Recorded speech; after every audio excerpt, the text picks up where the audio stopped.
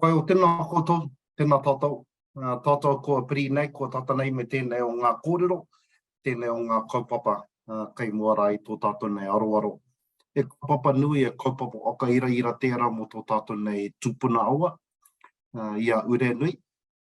Kua piri mai te i tangata mai te kauni era roe kia kōrero pāne ki tōna kōrero, mo te auoratanga o tō tātou nei aua. Kawai o tērā kōrero ki aia. Ko te kōrero mō tātou, ko ngā whāro mā tātou, ka pē ea tātou e aere ana. Mua rā i te rongona mai i ngā kōrero o te tangata mai te kaunihira aroe. Nō reira, te mi anō rā ki a tātou, ka timata rā tātou kōrero ki te karakia. Ko hiringa nuku, ko ringa rangi, ko ringa tau, ko ringa te kōrero, ko ringa take ki te wai au ki te ao marama, tūturu o i te whakamaua ki a tīna, ui e, tā i ki e.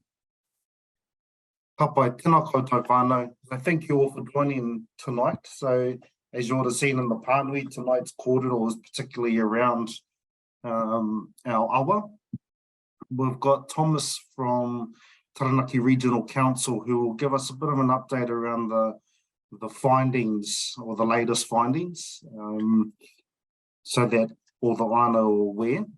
And then after Thomas has his kōrero, we'll leave it open to see if there's any questions, and then we'll let Thomas head off, and then we'll continue to have a kōrero around any wakaaro around the rāui on Urenui. So there's a few of us that are gathered online. There's a few in the office as well, which is great. Very important kaupapa for us. So with that, I'll pass it over to Thomas to give us an update. Kia ora, Thomas. Kia ora, Mitchell. Thank you. So ko Thomas McElroy toku ingoa, I'm the Science Manager at the Taranaki Regional Council. But prior to that, I was a coastal scientist and had been working quite closely with Marlene and Anne-Marie on the Urenui Curious Minds project, which is, I guess, what all of this work has essentially stemmed from. So thank you very much for inviting me to come and speak this evening. Hopefully be able to share the learnings and provide some useful information to inform your discussion. So I'll just share my screen. And just as Thomas is sharing that, if anybody has any questions during Thomas's presentation, if you could just use the chat just to put those questions in for now, and then when we get to the end of the kōrero, we'll come back to those questions and give Thomas an opportunity to answer those.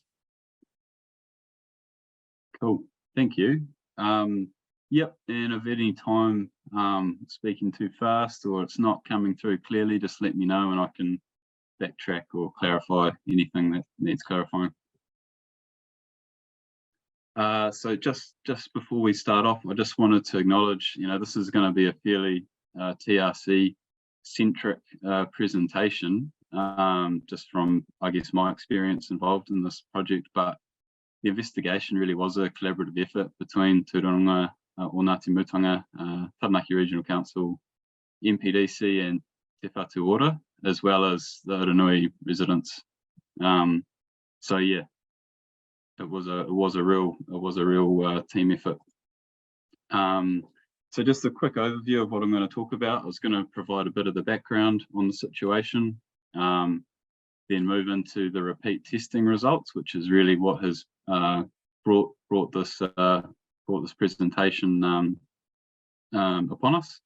And then I wanted to provide a bit of a recap over all of the things that have happened since the issue was first identified about this time in 2019 up until now, because I think it's a really important part of the context and a part of the journey.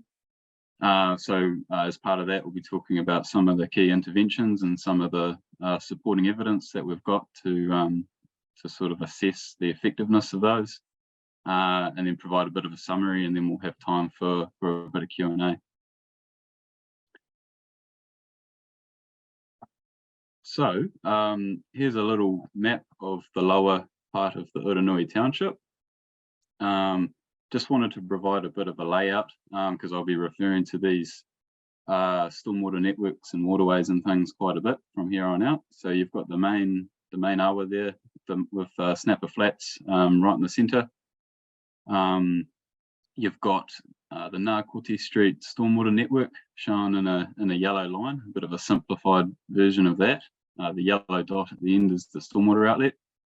Then we've got an unnamed piped stream, or unnamed modified stream, shown by the orange line there. So that starts out in a spring in the reserve, and then it's been redirected and then piped between a series of houses, and then it feeds into the stormwater network at the lower end of the town there.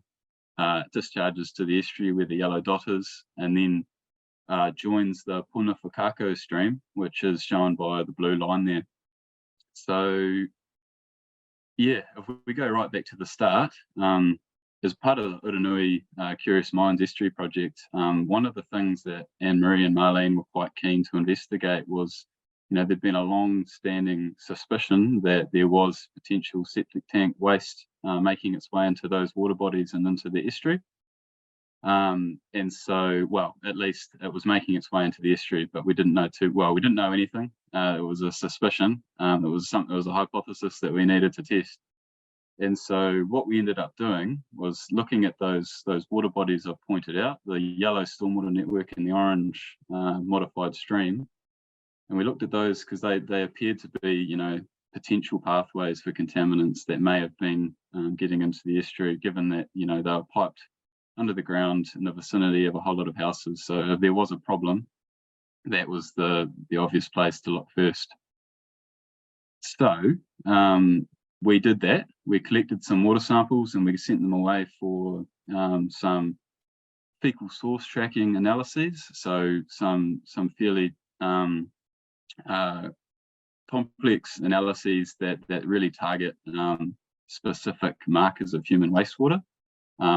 These photos here show the modified Whakapaki Street modified stream stormwater outlet.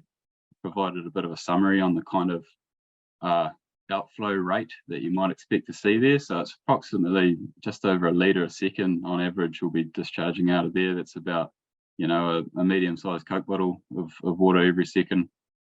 And here's some photos of the Ngati Street stormwater outlet, which you can't really make out. It's kind of overgrown with grass. It's a much smaller pipe, and there's much less water coming out of it, about 400 mils a second, so about a can of Coke a second kind of thing. So we collected water samples from both of those outlets, and we had them tested for, as I said, some fecal source tracking analyses that were going to tell us whether or not there was likely to be human wastewater contamination. So I'm going to jump straight to the results. In August 2019, the Whakapaki Street stormwater outlet, we got pretty conclusive evidence through a couple of different methods that there was human wastewater contamination in that water. And I'm going to jump straight to the retest as well, and whereby, again, we repeated the same tests in November 2022 after quite a lot of work and investigation. And unfortunately, we still found evidence of human wastewater, albeit the signs were that there was a reduction in levels, but it was still there. Same thing essentially for Ngati Street as well. So, yeah, we detected it in 2019, and again, we detected it when we retested in November 2022. Again, there was evidence of a reduction, but we've got to be careful about interpretation of these results when it's, one sample, one spot check of water in 2019, and again, one sample in November 2022. So just a little bit more on those results. So there was evidence of residual human fecal contamination in both of those stormwater networks when we retested in 2022. There was an evidence of a reduction in the human fecal sterols, which was one of the tests, in both waterways, comparing to the original test results. So the FWA was another test method, and that essentially looked at like compounds you'd find in bleaches in your washing detergents. And those results suggested that the human contaminant sources are distant or diluted, quite distant or diluted by the time they actually discharge from those outlets, due to the low concentrations of those contaminants. There was also evidence of ruminant, avian and plant decay sources that may occasionally be contributing to fecal sterol content in these waterways. So I'm going to sort of jump back to the start now. You've already found out the results, but I'm going to jump back to the start and sort of walk everybody through sort of what sort of happened between the discovery of the issue and now.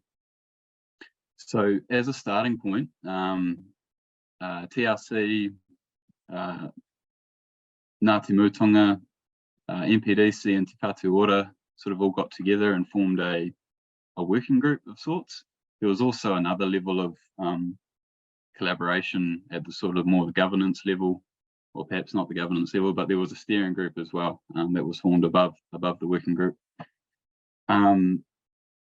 So once we all got together, we sort of hatched a plan in terms of how we could start to investigate what was going on. And one of the first things that was done was MPDC carried out a series of property inspections at about 32 properties in that lower Urenui township area. They carried out a risk assessment because we still didn't know where the contaminants were coming from, but we knew there was an issue with contamination in those water bodies. So they carried out a risk assessment of those properties, looking at things like proximity of potential effluent fields to waterways, septic tank specs in terms of whether or not the systems were sort of how well they were sized to properties and things like that, as well as the risk of flooding or inundation and stormwater runoff in those properties, all things that are going to affect how well septic systems are going to perform and what the level of risk is to adjacent waterways. So that was where we started from, and that gave us a bit of a steer in terms of where we might want to hone in our investigative efforts. So that led us to carrying out a lot of water testing. So we collected a number of stormwater and awa samples. 22 surveys were carried out between August 2019 and November 22 by TRC, and there was also some additional testing carried out by MPDC.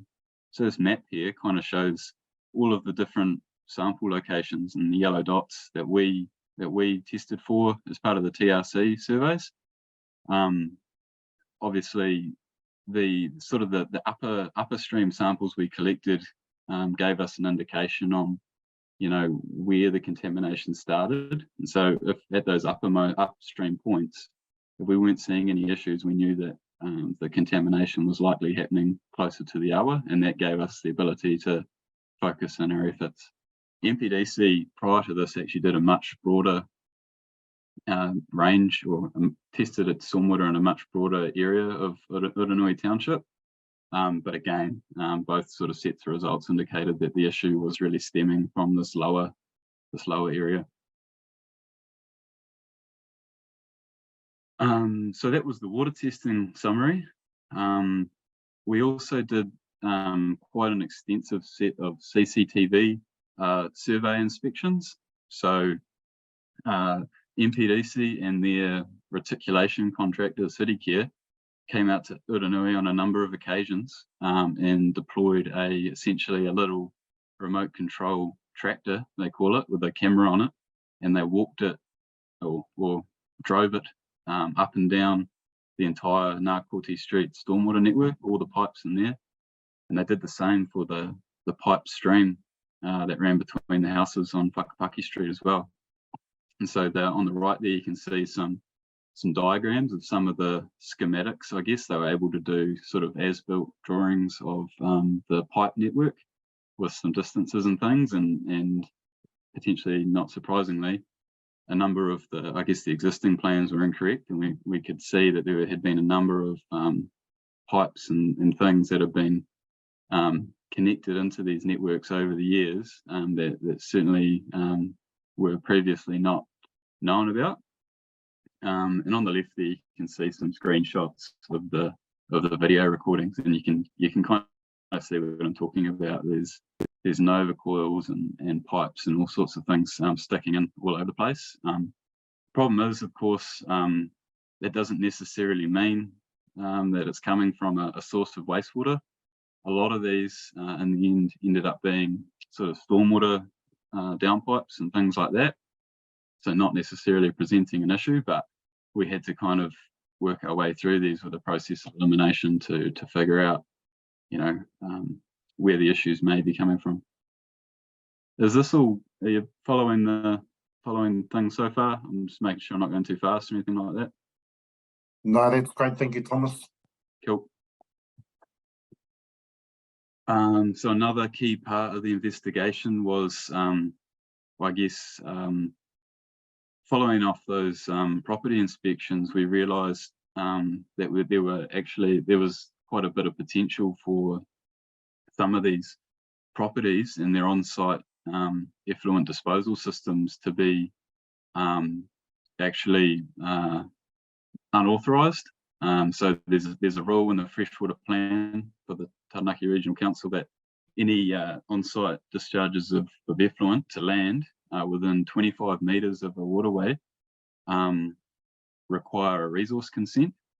And so that was another sort of arm of the project that we needed to then follow up and make sure that essentially any of the properties, and this sort of red strip on the map here shows you the 25-metre setback from the awa as we've got on our maps, on our online maps.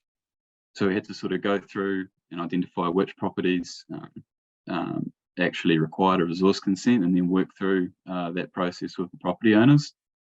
And in the end, after all of that, there were 6 resource consents that have been issued, which through that process, through the consenting process, that was another means of us to ensure, you know, carry out that assessment of environmental effects and ensure that those particular systems weren't causing issues.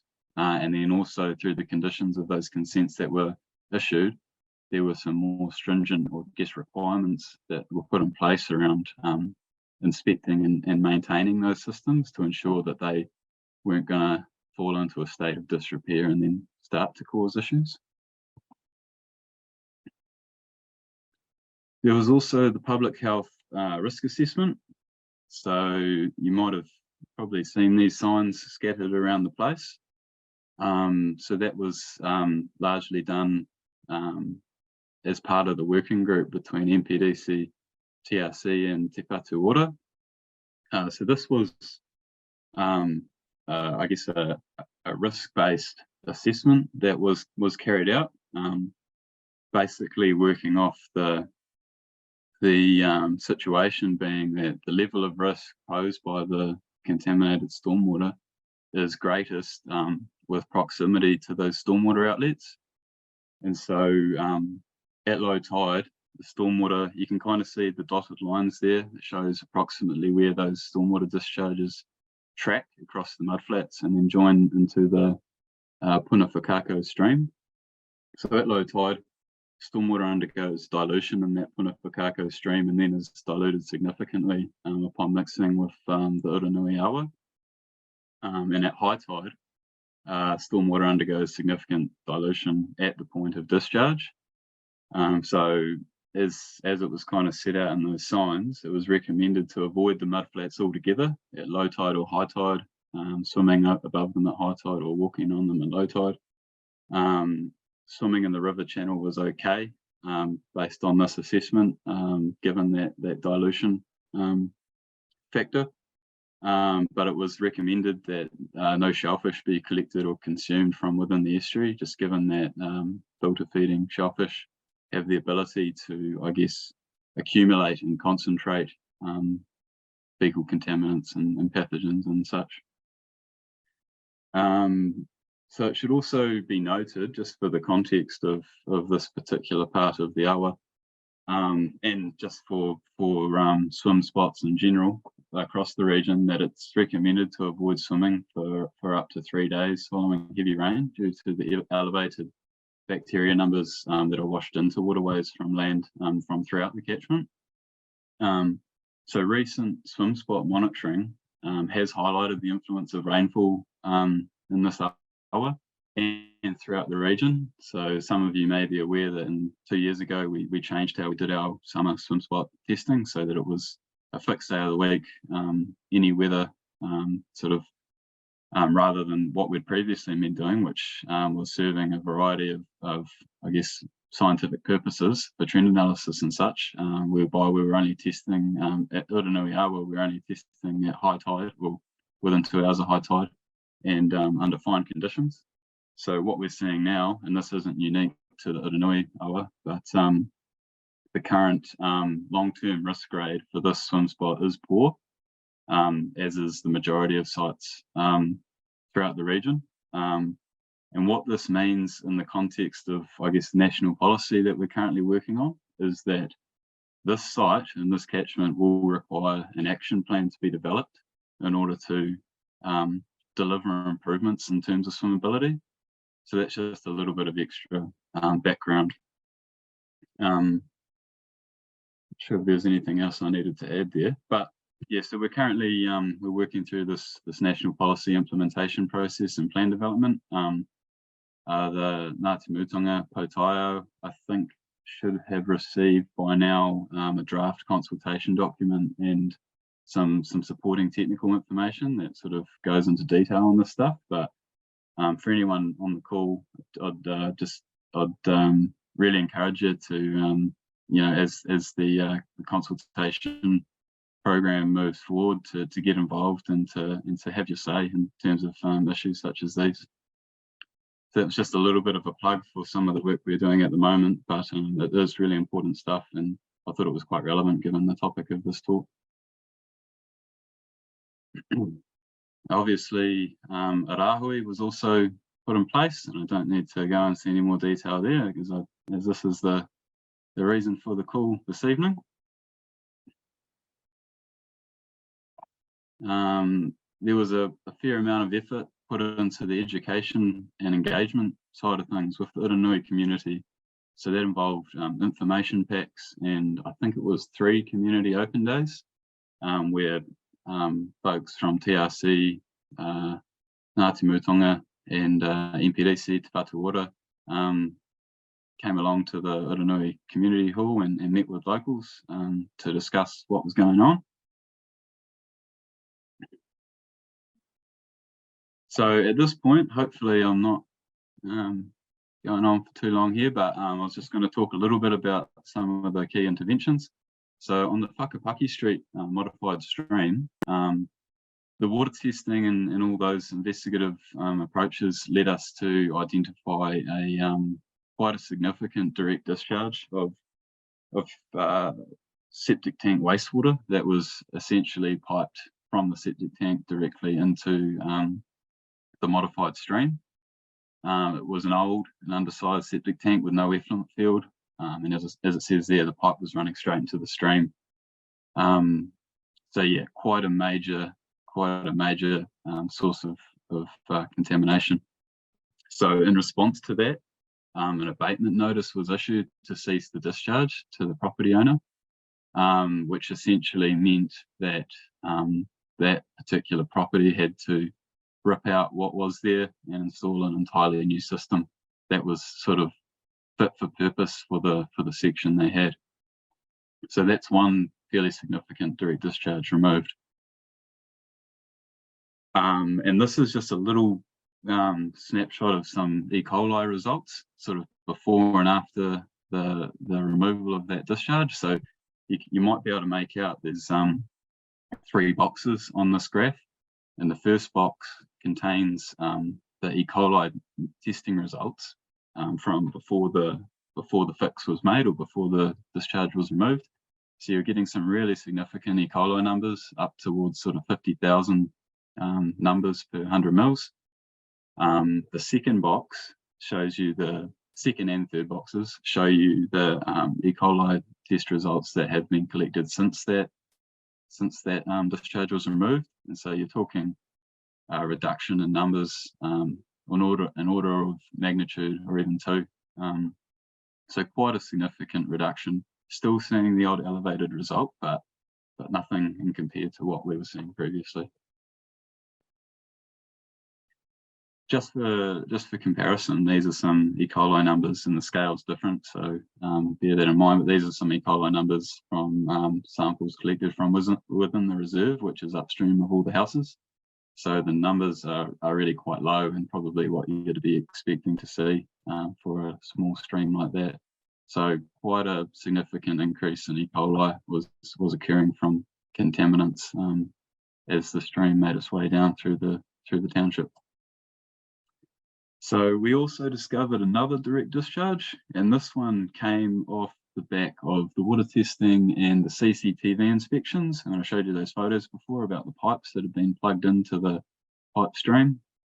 And so we had discovered an overcoil overflow pipe from a septic tank that was going through the effluent field and then had been plumbed into the pipe stream. So that nova coil that section was dug up. The nova coil was disconnected and the pipe was sealed. So another fairly significant source removed.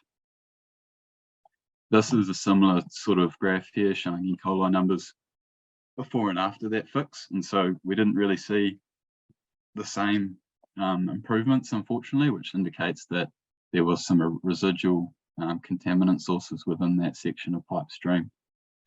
So that sort of orange box on the left shows the before kind of sample results, and the three samples in the grey on the right show the after.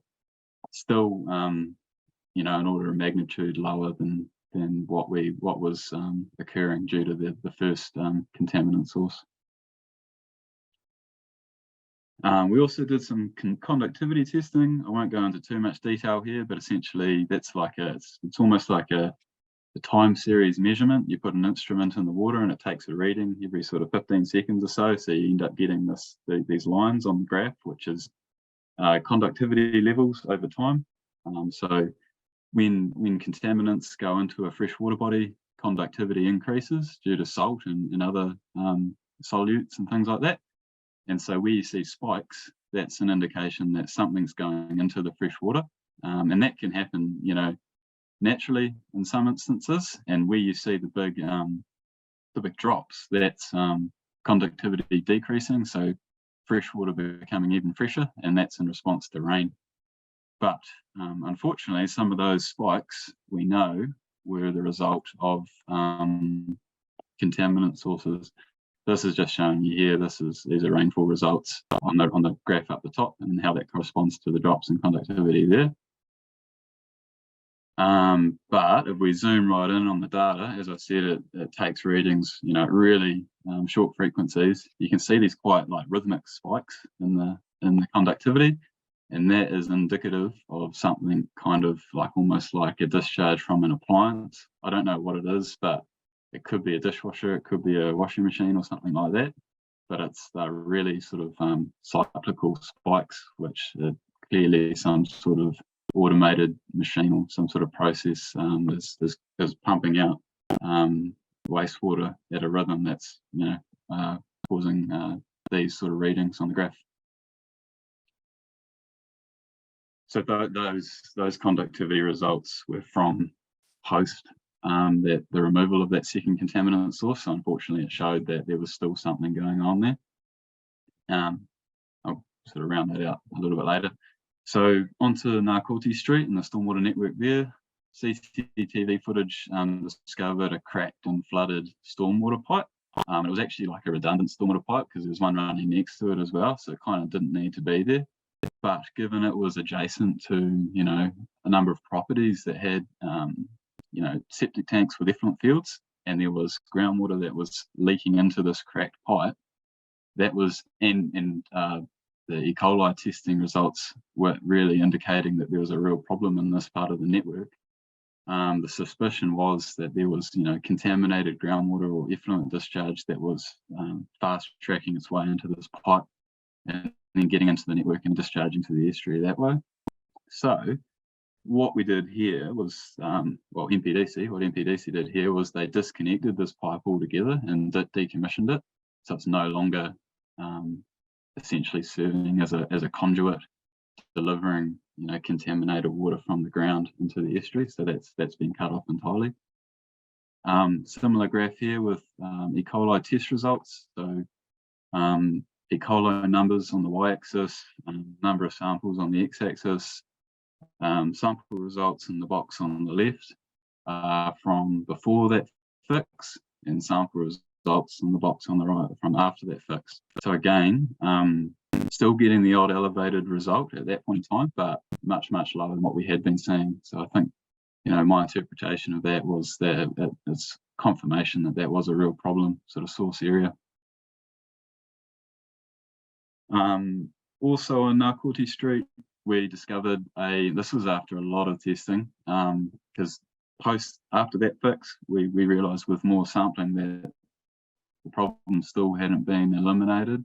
And so we kept looking. We discovered a makeshift sump on a particular property, and the CCTV investigations had highlighted that as being a potential risk area because it was an unlined sump. So water could have just been seeping in anywhere from the ground. And when you've got effluent fields all around, that's a problem.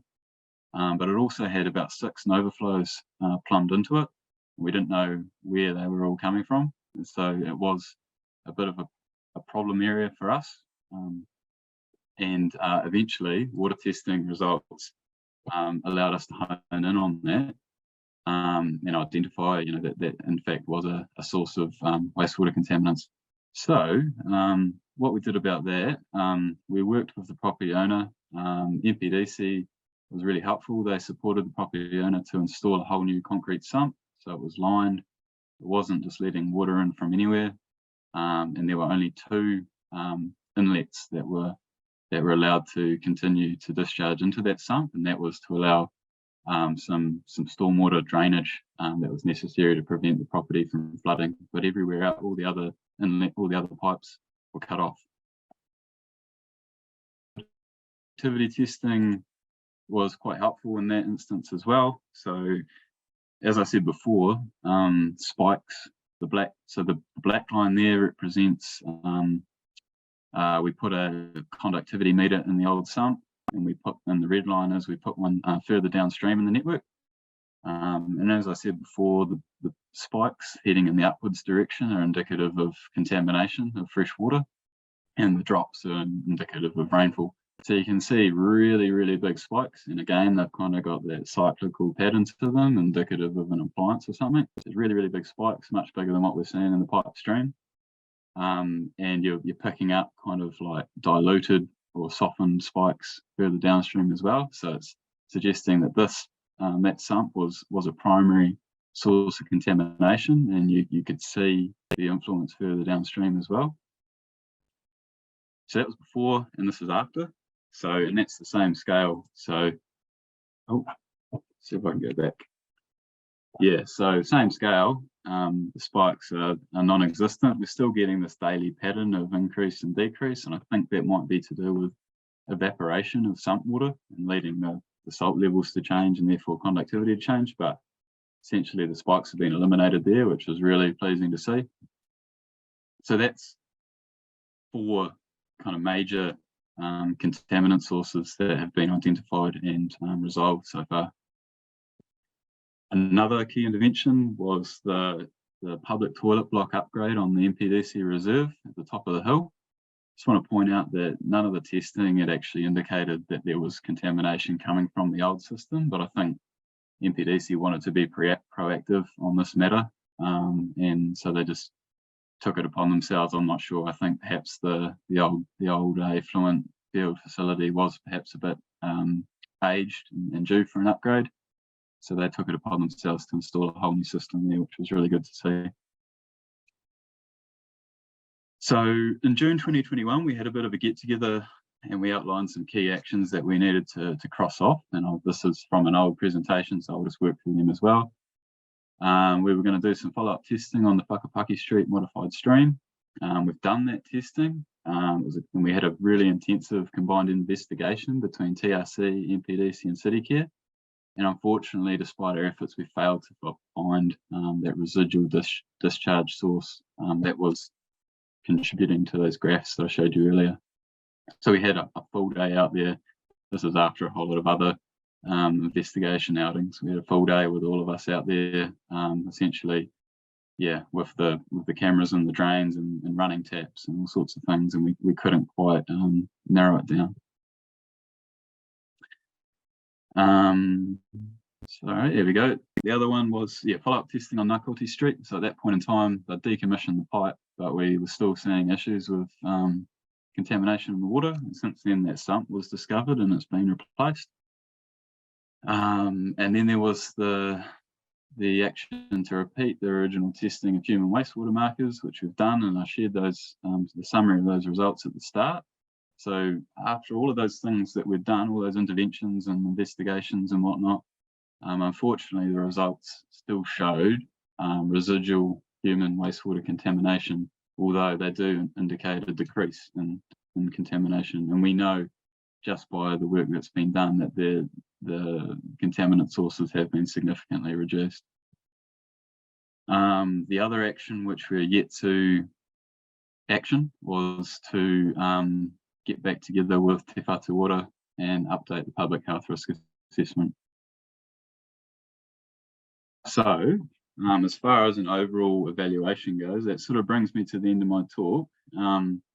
Unfortunately, there is evidence of residual fecal contamination in the stormwater network in 2022, following all of those remedial actions. But I do want to emphasise that things are in a far better state than what they were when the problem was first identified, and for however long before that, there was an issue. Significant direct contaminant sources have been located and resolved since the issue was identified in 2019. Monitoring results show evidence of subsequent water quality improvements. So a number of other minor fixes were made. Effluent disposal systems in close proximity to waterways are now regulated with resource consents, and a lot of effort has gone into improving community awareness and understanding around the issue. I really think we've left no stones unturned and done everything reasonably possible in order to resolve the contamination issues. Any further immediate action right now would potentially create financial burden on significant financial burden on property owners, potentially create new problems for flooding and such. And there would be no guarantee that it would eliminate the issue because we're not sure where the residual sources are coming from. Ongoing wastewater contamination likely reflects a wider systemic issue of septic tank discharges entering groundwater and subsequently into the underground pipework. These findings highlight the suboptimal ground conditions of the lower Urenui Township for on-site septic tank wastewater systems, and it really reiterates the need for a reticulated wastewater system to solve these issues. And that's everything I had. So happy to take questions now. I'm mindful that I probably went a bit longer than I was intending, so sorry about that. But yeah, happy to take questions. No, that's fine. Really appreciate that, Thomas. If you could just stop sharing the presentation and just so everyone can come up. Oh, yep, sorry. I mean, there's probably enough of us to be able to have a kōrero to see if there's any particular questions. I did note earlier to type those in, but there's enough of us to have the conversation. So probably just a couple of points from me, Thomas. So really appreciate your time tonight that you've taken to be able to give us a really thorough overview of what's happened to date, what the results are currently showing us, and what some of those proposed next steps are. So probably the question for me is just getting clarity around those next steps. So there was, of course, the meeting with NPDC and Te Whatu Water that still needs to happen, and an update on that public health risk assessment. Do you see from the other meetings that you've been involved, do you see that changing at all, that public health risk assessment? So that is the key bit that we still need to do. I would suspect not. At the end of the day, there is still evidence of a human wastewater source, and at the I guess taking a more precautionary approach would probably be to leave the advice as far as that public health risk assessment in place. Although it's not my place to say that definitively, that we need te whātua order in the room and we need to work through things. But yeah, at the end of the day, there's still an issue, and yeah, I suspect it's unlikely that the restrictions would come down. But again, that's not official advice there. And the second one was, and it was probably more from your last comment as you're ending on the presentation. So you suggesting at this stage TRC, MPDC have done as much as possible, other than putting in a new wastewater reticulation system. Yeah, so I feel as though we've done as much as is reasonably possible. I think beyond that, you're starting to look at, sort of having to direct all property owners to replace effluent systems and dig up underground pipe work and all this type of thing, which would be of significant cost and potentially introduce more issues. And it wouldn't necessarily guarantee that the problem was solved. So the alternative would be doing that, which, in the context of what's going on currently, would be quite difficult, given that the direction of things are that, there's money in the LTP with MPDC to get that reticulated system up and running. So yeah, on the balance of everything, I think it would probably be quite, I feel as though all the reasonable steps have been taken to remedy the issue, and that reticulated wastewater network has become apparent that I think that's the real long-term solution here. I thank you for those responses, and just want to acknowledge you and the amount of time as well that you've put into this kaupapa. I know that you've had a bit of passion for this particular matter, and that you've been working with Te Rūnanga Ngati Mutunga over those years to be able to find an appropriate solution, to be able to identify some of those areas that needed to be fixed up. So really appreciate everything that you've done to ensure that we're trying to reduce the amount of contamination that's going into our awa. Probably just leave it open for the whānau now, if anyone has any specific questions. I do see that Darwin's just popped a question up. Have the results been viewed with the lens of population increase, decrease? So the seasonal flows. Yeah, hi Darwin. So in response to that one, if I'm understanding your question correctly, I think that's a big part of the problem of this issue, is that I think my understanding was that back in the day, that particular part of the Urenui township, those dwellings were predominantly holiday homes and batches that were weren't necessarily full-time residents, and were only sort of accommodating people over the holiday period. And now that whole area has become permanent dwellings with people living there all year round, which I think is just another sort of part of the pressure that it puts on the wastewater system and the soils in that area to sort of cope with all the effluent. So I'm not sure if that was kind of what was asked there, but I'm happy to have another go if it's not.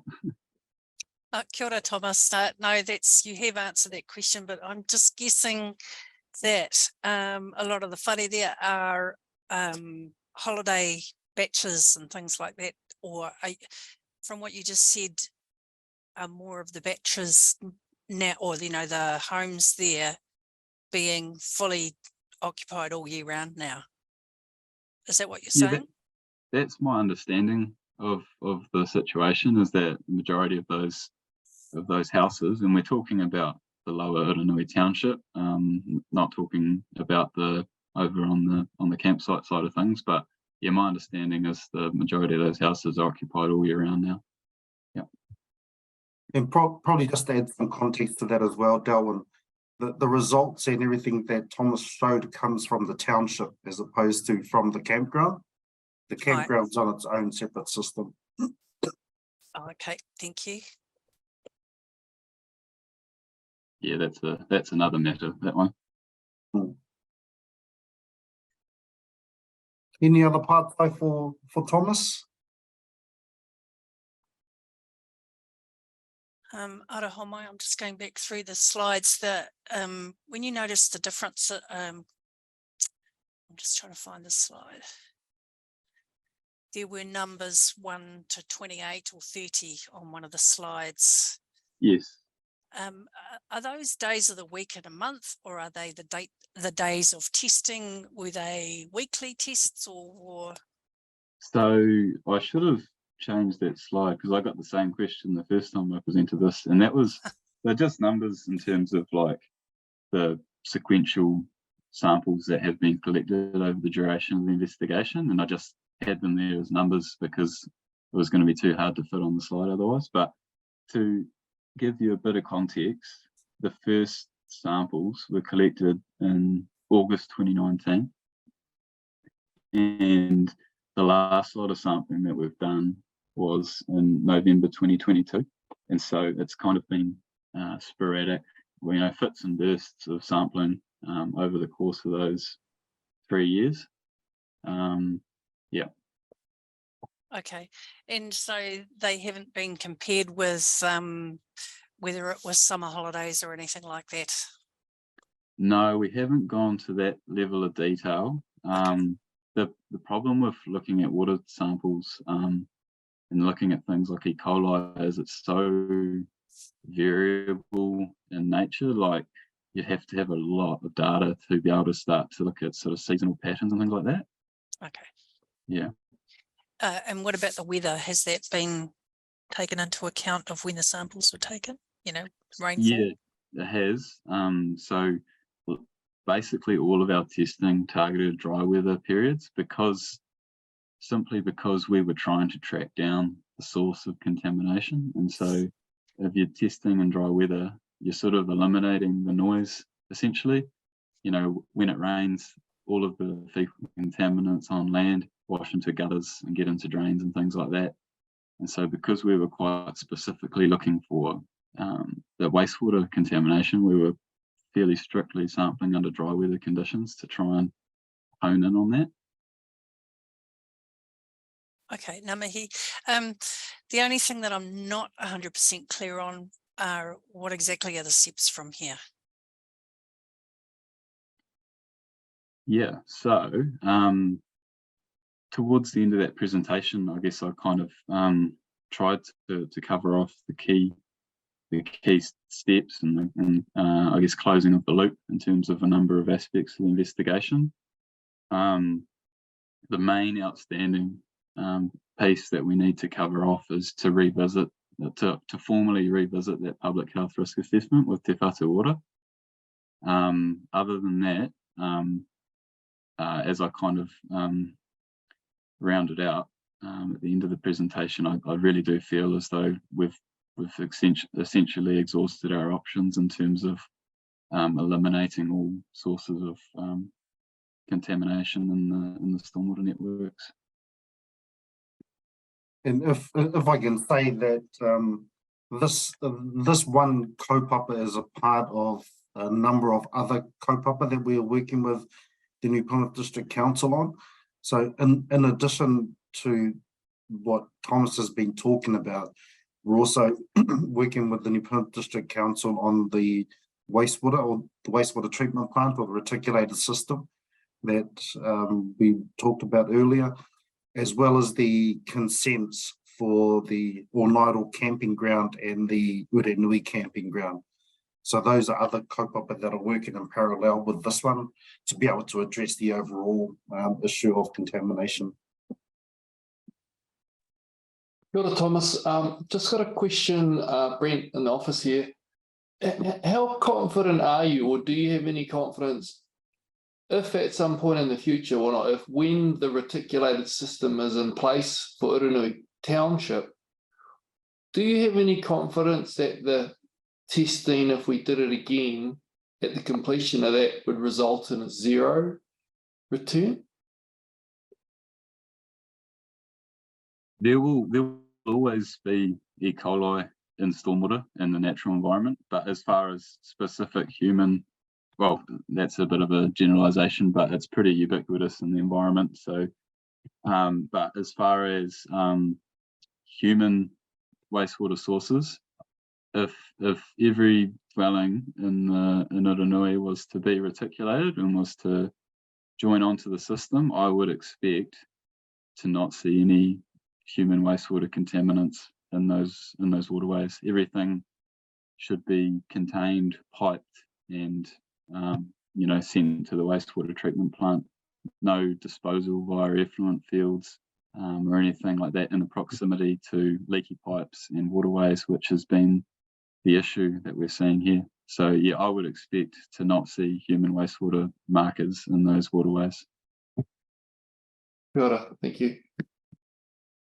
And then, kia ora, and thank you for your kōrero. Then we've got that wider kōrero in relation to the national policy statement, fresh water, that might enable us to think about the awa from an integrated perspective, including the upper reaches, I suppose, and any other sources of contamination. So I'm assuming that as part of the consultation you talked about there and the need for a potential action plan that would extend beyond, beyond the boundaries of what's been done in this project.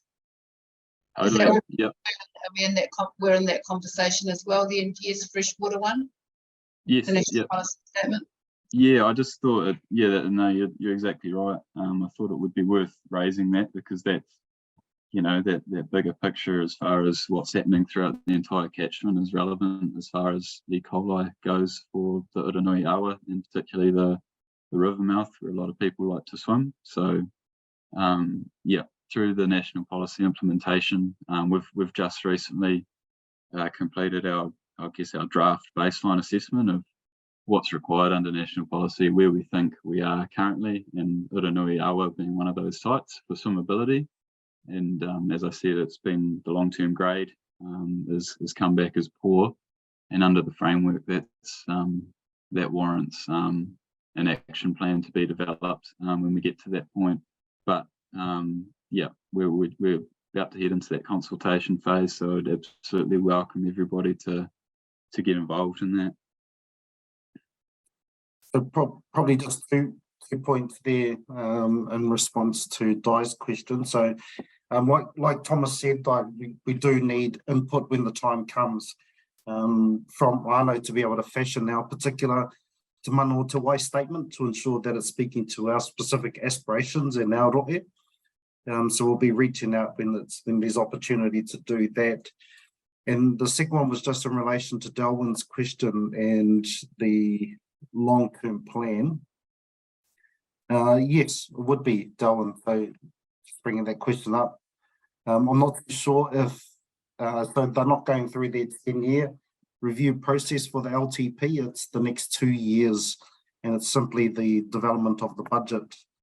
But we've definitely put our points across to the New Plymouth District Council to say that the wastewater reticulator system is a high priority for us and for our communities. Kapai, thank you. I see Te Amoroa has got a question here too.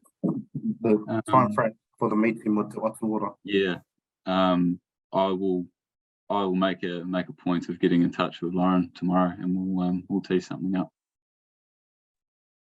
Thank you, Thomas. Kia ora mai. Thank you. Cool. Any other questions? Just around the beach camp, you said there's an issue over there as well. Was that a contributing factor to the overall issue? Oh, Especially so around Possum. you're asking about the issue with the beach camp and whether or not that's contributing to fecal contamination in the Urenui River, is that right? Yes, especially around the high times like the summer and the Christmas periods. As far as I'm aware, there hasn't been a link established between any particular events of high E. coli in the Urenui River in relation to the consent non-compliance that the MPDC are currently going through with their resource consent to dispose wastewater to those effluent fields on the hill. The real problem there is more so about they're exceeding their maximum allowable volumes for discharge, and a lot of that is linking back to inflow and infiltration to the wastewater network in the campsite. So there's a lot of rainwater either intentionally piped or infiltrating into the pipe network under the ground, which is contributing to high volumes of wastewater getting pumped to the effluent field. And obviously the consents were granted on the basis that they would be handling a certain volume of wastewater, and that's being exceeded currently, which potentially can cause issues with the ability of the surrounding environment to assimilate that wastewater. I know there has been quite a bit of testing done from MPDC recently, but I can't really speak to those results because I don't know them. But yeah, hopefully that provides a little bit more background.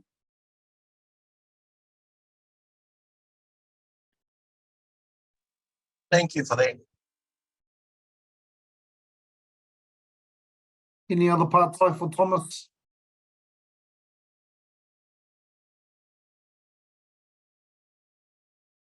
I really appreciate your time again tonight, Thomas, and thank you for doing the presentation and giving our whānau an update on the current status of the awa and of the contamination.